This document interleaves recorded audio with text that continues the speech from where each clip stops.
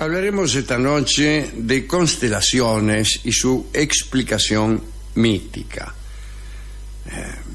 El amigo Burckhardt, aquel de la historia de Grecia, ¿no?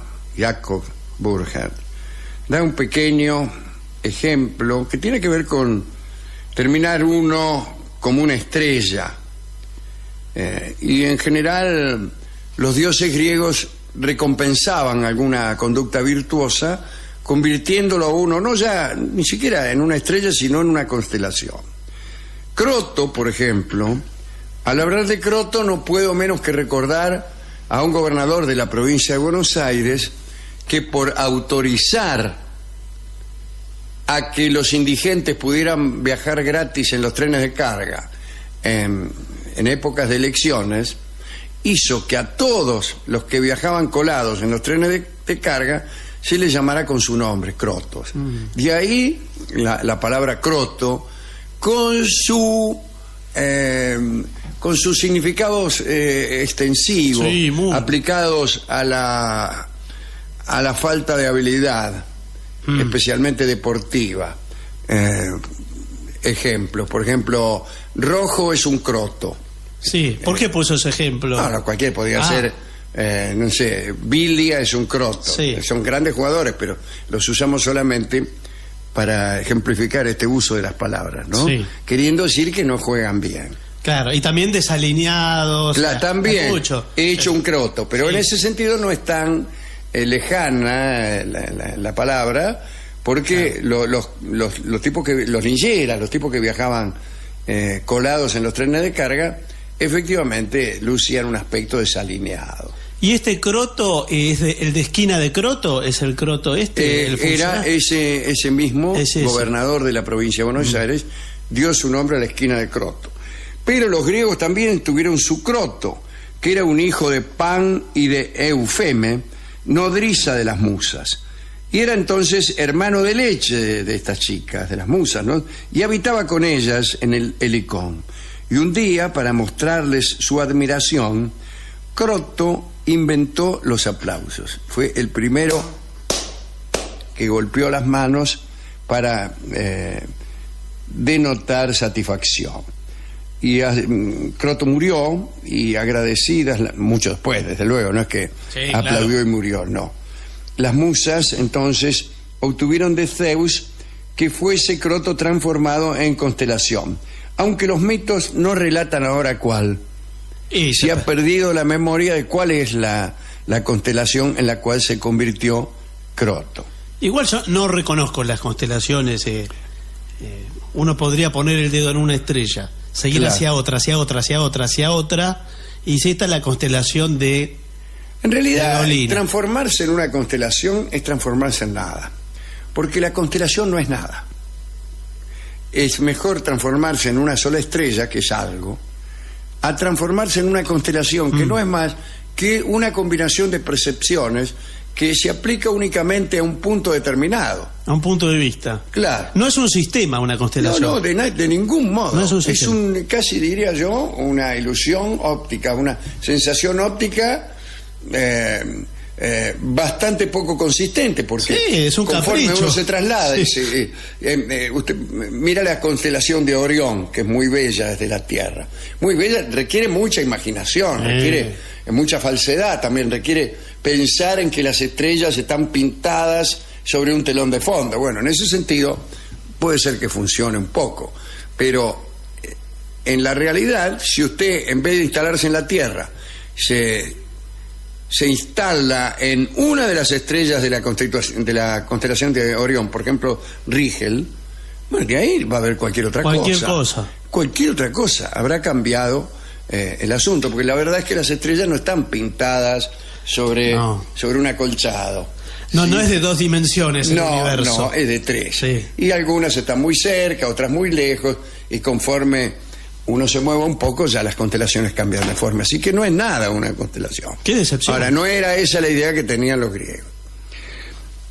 Hablemos de Orión, el arquero de Racing. No, señor. De Orión, el hijo de Eurialde y Poseidón. De su padre había recibido... Era un gigante, De su padre Poseidón, el dios del mar, había recibido la facultad de andar por la superficie del mar, podía caminar sobre las aguas. Parece que era de una belleza extraordinaria y tenía una fuerza prodigiosa. Pero, por algún motivo, esa belleza no era suficiente para seducir a las muchachas. Cada vez que se encontraba con alguna, los mitos refieren que lo rechazaban. Y entonces intentaba atropellarlas. Eso sucedió primero en Quíos, donde Enopión le pidió que lo liberase de las fieras que infestaban la isla, y allí Orión se enamoró de Mérope, la hija de Enopión. Ni el padre ni la muchacha quisieron saber nada con el gigante, y entonces Orión, borracho, trató de violentar a Mérope. La chica supo defenderse, escapó, y Orión fue expulsado de Quíos. Orión anduvo errante y tiempo más tarde se fijó en una de las doncellas del séquito de Ártemis. Esta chica era una virgen, como todas las del séquito de Ártemis, la virgen hiperbórea llamada Opis.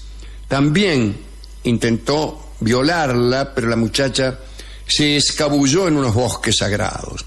Finalmente Orión quiso atropellar a la propia diosa Ártemis, y en ese momento la diosa le envió un escorpión que picó al gigante en el talón y le causó la muerte. En pago de ese servicio, el animal fue convertido en constelación. Y lo mismo le ocurrió a Orión, ¿no?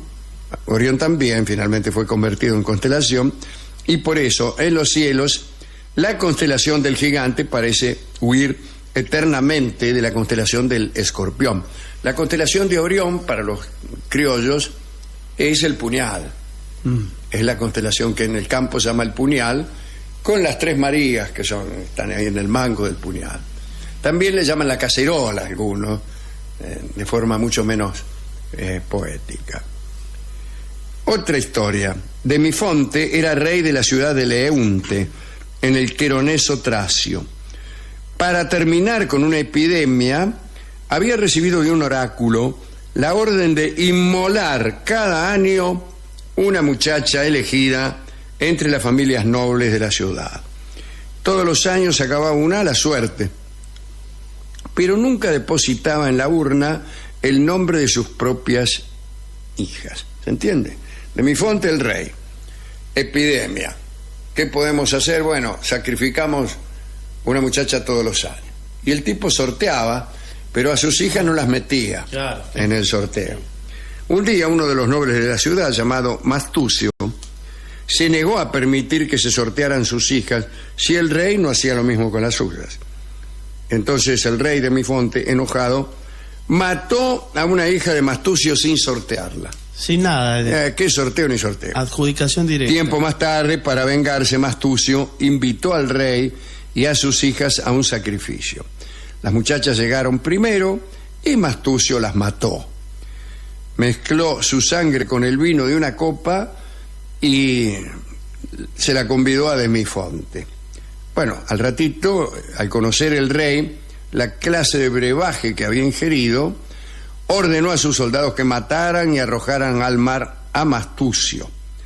Y Zeus se horrorizó ante aquellas muertes e hizo de la copa, aquella copa donde había bebido Demifonte, una constelación. Y nada más. Interesante y breve es la explicación mítica de la Vía Láctea. Zeus había engendrado a Heracles con Alcmena en el curso de una larga noche prolongada por su orden, de la cual ya hemos hablado. Por supuesto, Hera odiaba a Heracles porque era producto de una infidelidad de Zeus.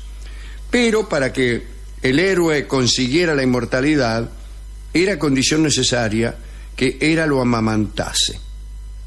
¿Cómo hacer que Hera, que odiaba a ese niño, lo amamantara?